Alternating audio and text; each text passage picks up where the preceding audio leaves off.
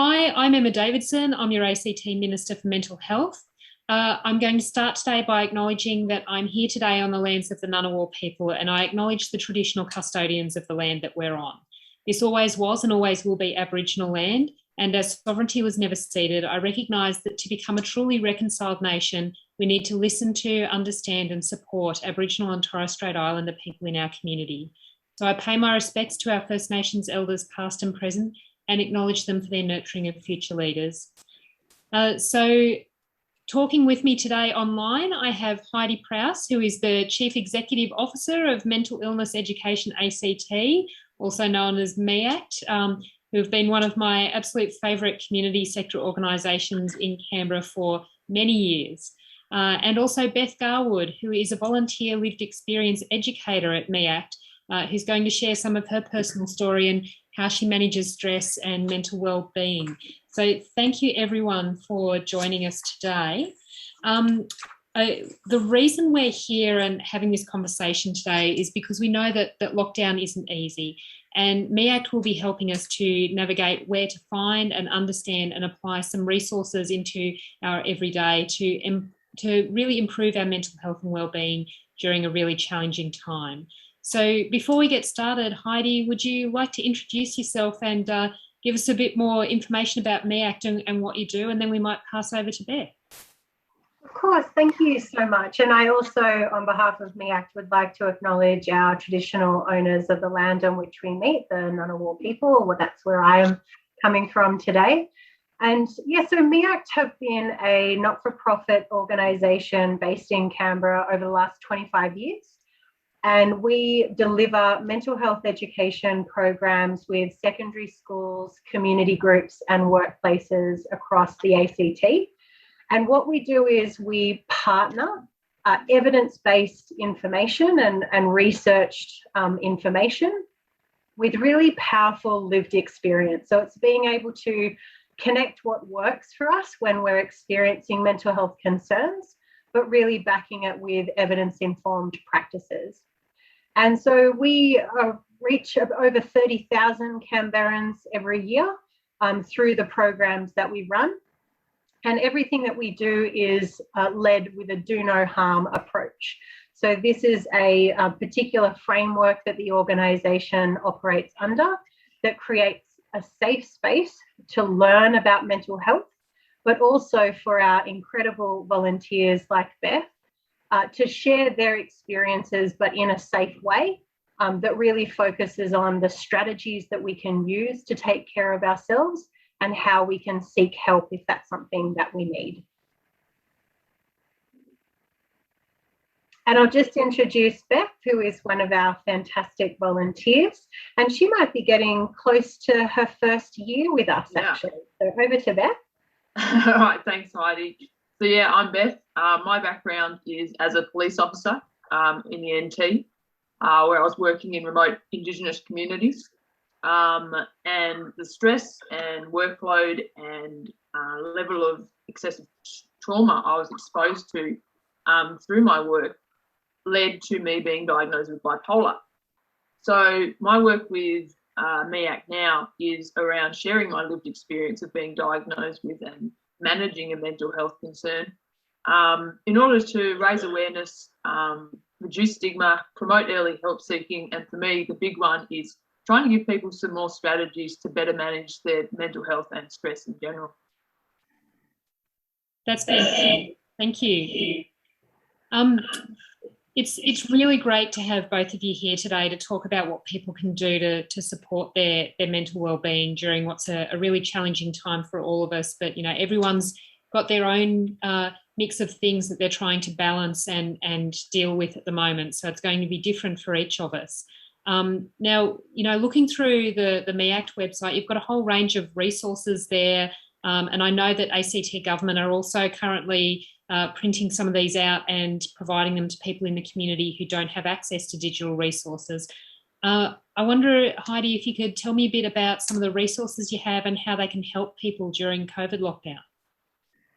Absolutely. So it was last year when we went into lockdown, it kind of flipped me a little bit. I really love technology and digital, and I think the world has really moved down this path, but there was actually a community that we identified that actually were not reachable when we all went home, and we thought that we could just jump online and connect. So it's been really important for MEAC to develop resources that are still shareable online, but are being delivered in printed formats. So we have helpful strategies that you can put in place just as a general person within the Canberra community, and the amazing services within our great community that you can access right now to support you. But we also have specific tools for parents, for older people, for people from cultural, linguistic, diverse backgrounds, and also for younger people who are a very big part of the MEAC community. So it was sort of looking at a couple of different types of strategies that we could use. They are things that we could put in place within that lockdown environment, but also things that don't have to be an extra burden. We've got a lot of stuff that we're kind of experiencing and going through at the moment. So what we've got is some great strategies that can be unpacking our thought process or changing the way that we might respond to the experience that we have. And that sort of, those tools are starting to be distributed through a whole range of different ways, but in particular, the support we're getting from the Office for Mental Health and Wellbeing and ACT government is to reach the older people in our community.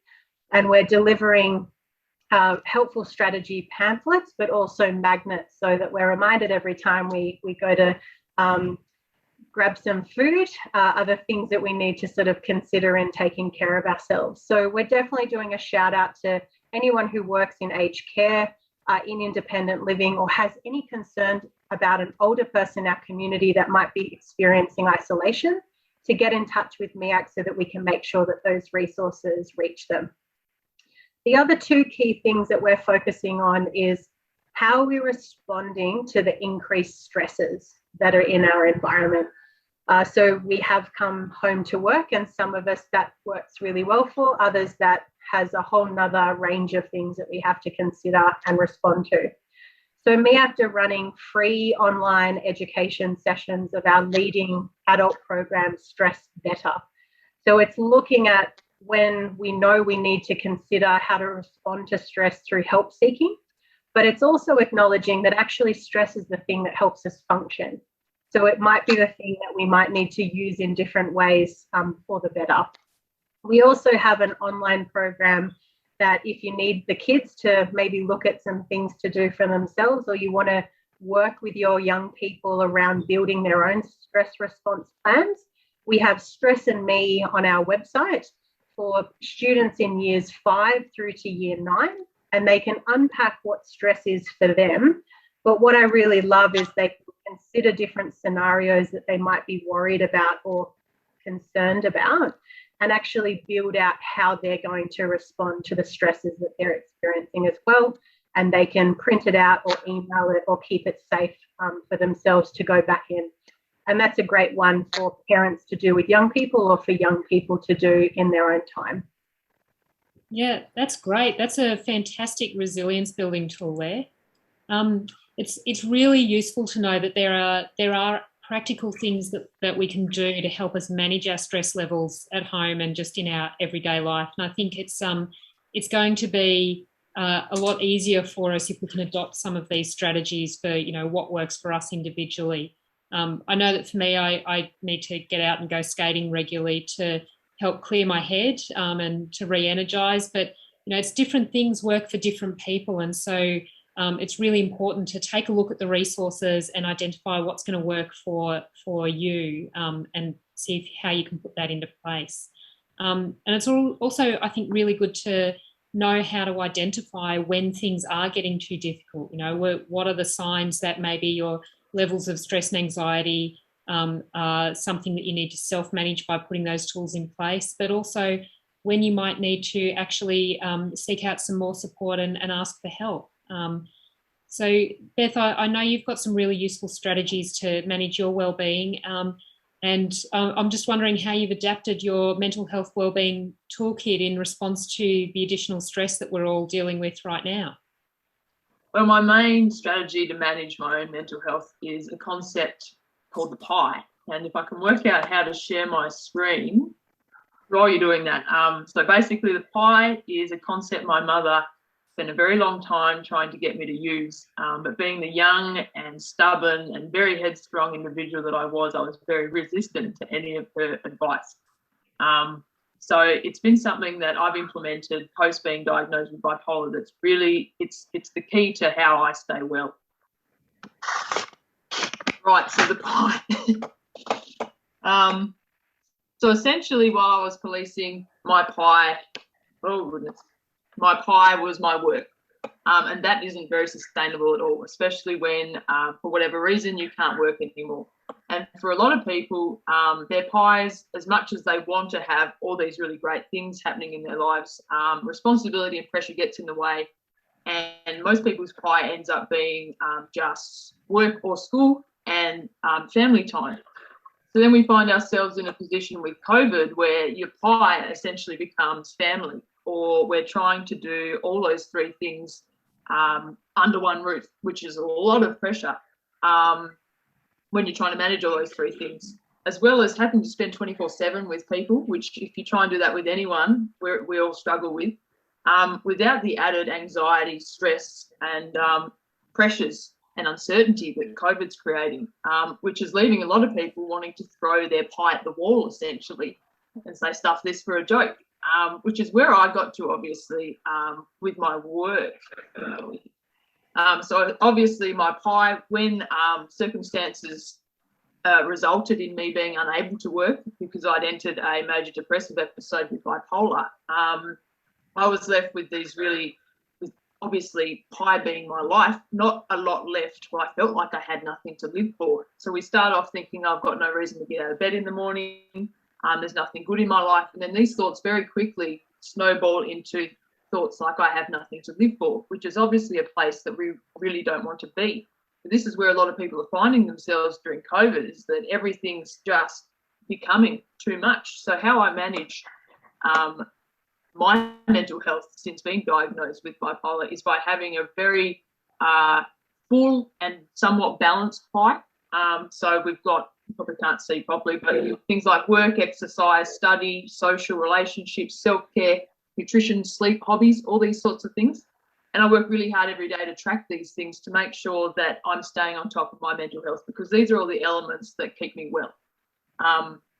So obviously if that was to happen again, for whatever reason I can't work, or a relationship fails, or I get injured and I can't exercise, whatever it is, it's only one piece of the pie, one thing that's going wrong, but I've still got so many other positive things going to keep me going, giving me a reason to get out of bed in the morning, to make me feel good. So it's pretty simple. Wish I'd done it earlier. It's very effective. So looking at COVID now, so this was my pre-lockdown pie.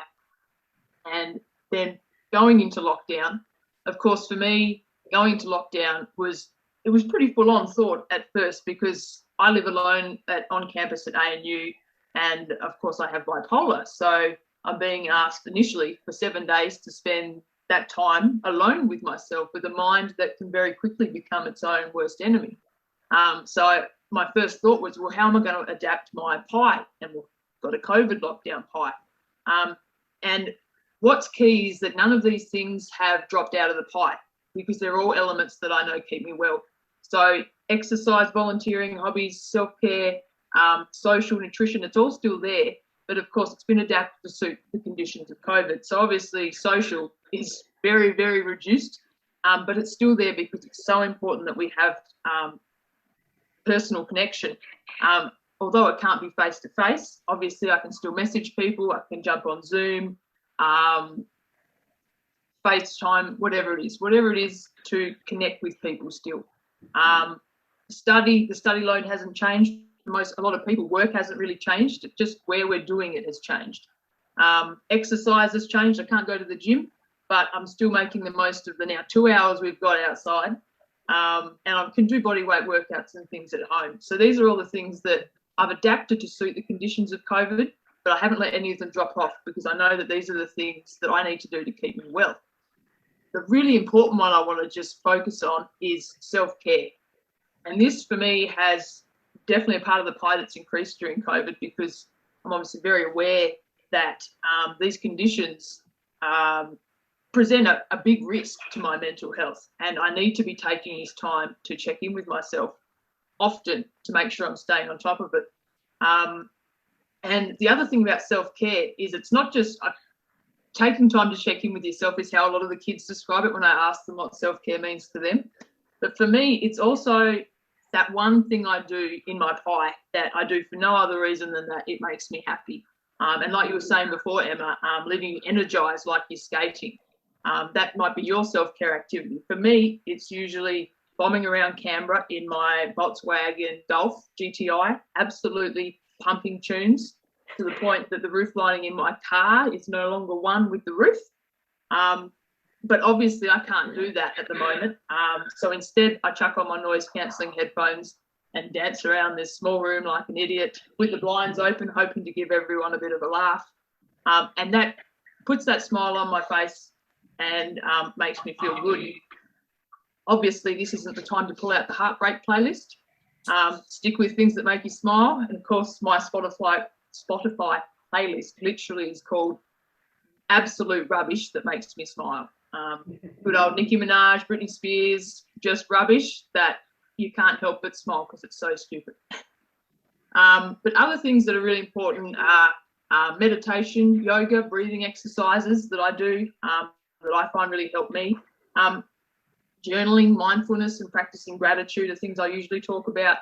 But at this time, it's really important to think about the things like chores, showering, brushing your teeth and things like that become really, really difficult at times like these when you've got a low mood and you start to think, well, what's the point because I'm not going anywhere. But these are the things that we can do that make ourselves just feel that little bit better. And of course, the accumulation of many things lifts our mood. But the most important bit of self-care is, like we've been talking about, if you identify that you're struggling, and we're all struggling, please seek help, reach out for help, whether it's professional help, your friends, your family, the online resources. There's so much out there. Please reach out for help. So everyone's pie will obviously look very different, but it's about working out what works for you, what needs to go in your pie to keep you well. That's all I've done, is find what works for me and then just keep doing it. And I guess it's like they say on the planes, you put your own mask on first, sort your own pie out, and then help your family and your friends to form their own pie. And then you can be adding in elements to your pie together each day, whether it's getting outside in the sun, doing a new activity together, but also keeping in mind, how long, knowing your own limits, how much time do I want to spend with my family or whatever it is. It's all about balance. That's the key to the pie. But the pie, it's really simple. Anyone can relate to it and it works. The fact that I'm still sitting here 3 weeks into lockdown now, after spending that time with myself, and I'm still smiling and feeling optimistic about the next 2 weeks, it works. What works for me. So I urge everyone to just find what works for you and keep doing it. Just take it one day at a time. We'll get through. That is fantastic advice. Thank you so much. I think the key thing in there is that there really are a lot of different strategies and tools that we can work into our everyday routines to take care of ourselves. And routines can be really difficult during something as disruptive as a lockdown. But, when so many of our usual things have to change, but like you were saying, some of that can change to being online. Some of it can change to being things that you can do at home instead of going out. It's about making sure that we're equipping ourselves with the right tools to be able to manage the change. I would urge anyone who's struggling a bit at the moment with all the uncertainty and with the changes in routine to take a look at the resources on the MEACT website on stress and self-care and have a think about your own pie. And we'll put links to the resources and others in the comments below. I guess, when I'm thinking about getting through a couple of weeks of not being able to do the usual things. I think about the fact that if you only believe in the sun when you can see it, you'd never actually make it through the night. So this lockdown will pass. We've just got to be kind to ourselves and kind to the people around us until then. So thank you, Heidi and Beth, so much for taking the time today to talk to me and help me and everyone else understand where we can go to for wellbeing resources and how to add them into our everyday routine. And thank you so much to everyone at MEACT for all the work that you've been doing to provide us with all of these tools. It's enormously helpful and we really appreciate it. So thank you.